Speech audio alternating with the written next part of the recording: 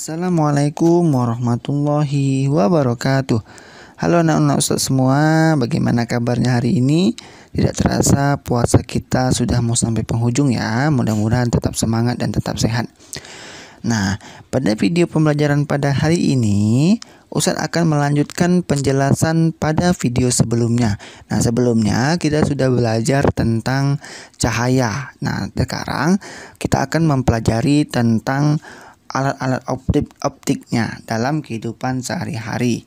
Nah, adapun tujuan pembelajaran pada video kali ini, setelah nanti antum dapat penjelasan dari Ustadz berharap antum semua dapat mengetahui berbagai macam alat-alat optik dalam kehidupan sehari-hari.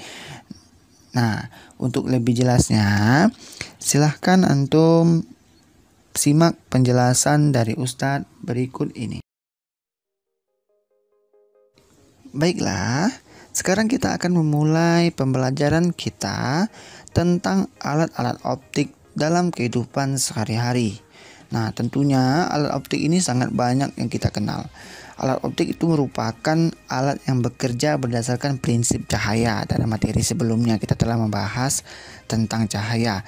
Nah, penggunaan alat optik itu telah banyak membantu dan memudahkan pekerjaan manusia, baik itu di rumah, sekolah, perkantoran, maupun di berbagai lembaga penelitian.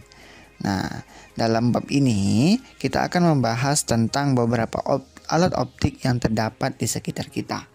Nah, kita masuki yang pertama, itu alat optik yang pertama yaitu kamera.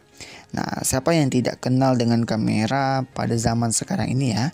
Tentunya kamera itu sudah sangat kita kenali.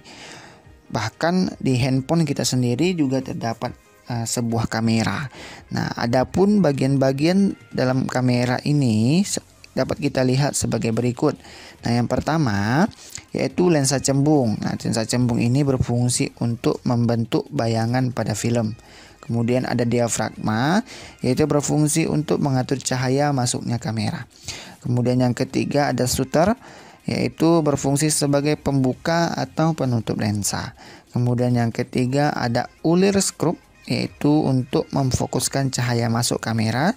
Kemudian yang terakhir yaitu film yang berfungsi sebagai bagian yang peka terhadap cahaya dan berfungsi untuk menangkap bayangan yang dibentuk lensa kamera. Nah, itu merupakan bagian-bagian kamera serta fungsinya. Tentunya kamera ini juga digunakan untuk pengambilan gambar itu sesuai dengan objek aslinya. Nah, seperti mata, kamera dapat membentuk bayangan yang bersifat sejati yang asli.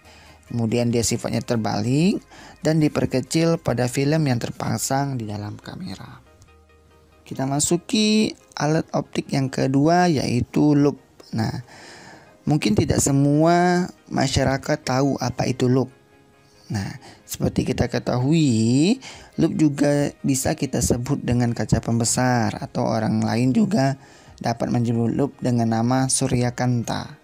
Nah, loupe itu merupakan sebuah lensa cembung yang berguna untuk mengamati benda-benda kecil agar ia terlihat tampak lebih besar.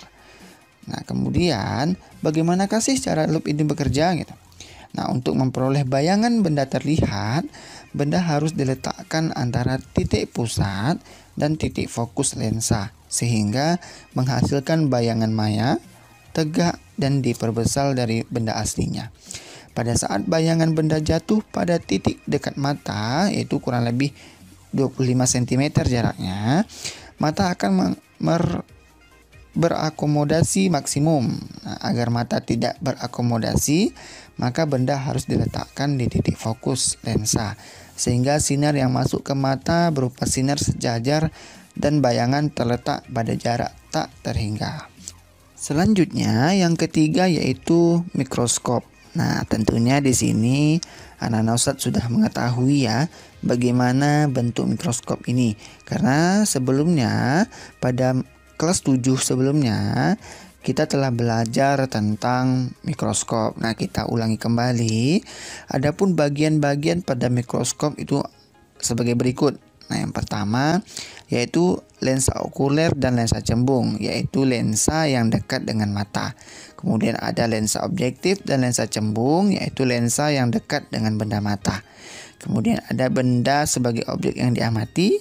Kemudian yang terakhir yaitu cermin cekung, pengumpul sinar untuk difokuskan ke objek atau berupa sumber cahaya yang diatur dengan diafragma. Nah, pada bagian-bagian yang Ustaz sebutkan tadi itu merupakan bagian-bagian yang berhubungan dengan lensa kemudian dengan cahaya.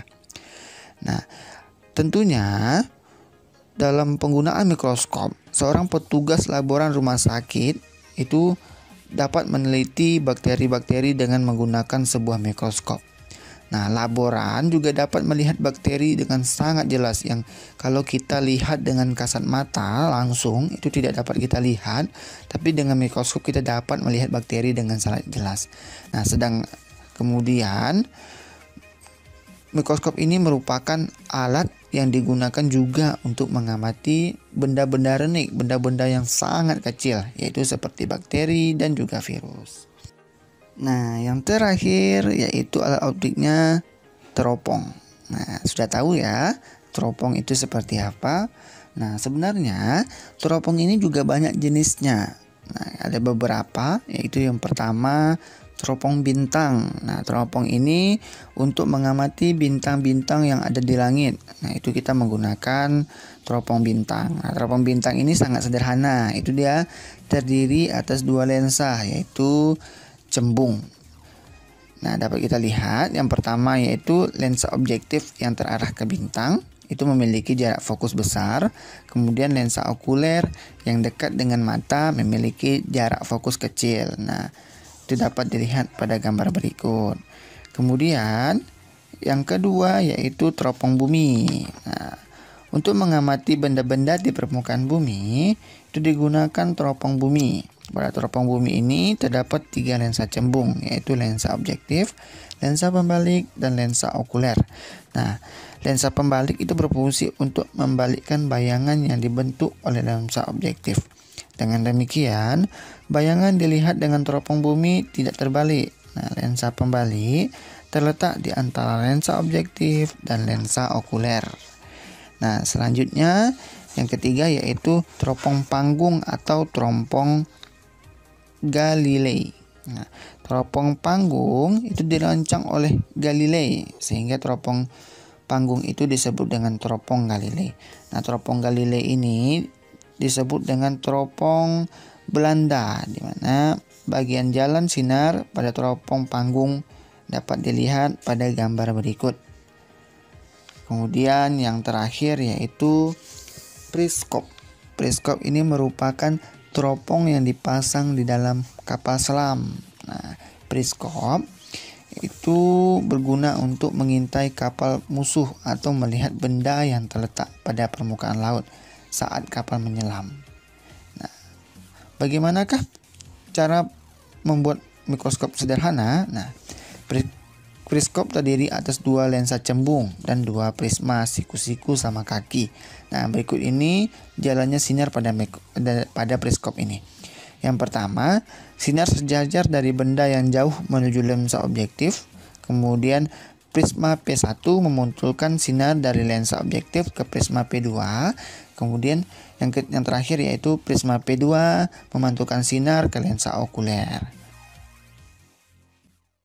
Nah, itulah tadi penjelasan dari Ustadz tentang materi alat optik dalam kehidupan sehari-hari. Untuk materi cahaya dan alat optik sudah selesai kita bahas ya pada video ini.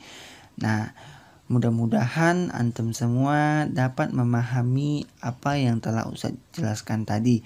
Nah, jika ada yang kurang paham silakan bisa dapat menghubungi Ustadz.